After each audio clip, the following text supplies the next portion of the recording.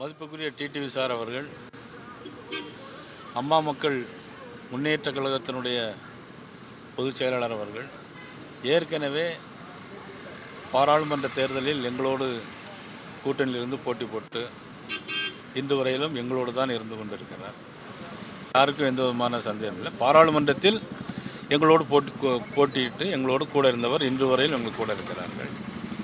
அதன் பிறகு பாராளுமன்ற தேர்தல் முடிந்த பிறகு அனைத்து இந்திய அண்ணா திராவிட முன்னேற்ற கழகம் மாண்புமிகு உள்துறை அமைச்சர் அமித்ஷா அவர்களை சந்தித்து அதுபோல் புதிய கூட்டணி ஏற்படுத்தியுள்ளோம். ஆக கூட்டணியில் இருந்து கொண்டிருக்கிறார்கள்.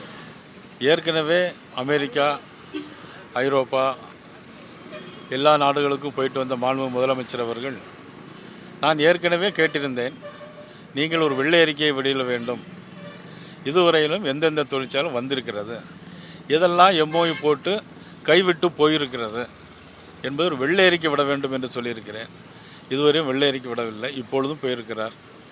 வழக்கம் போல போய்விட்டு சும்மா தான் வருவார் என்று நாங்கள் நினைக்கிறோம்.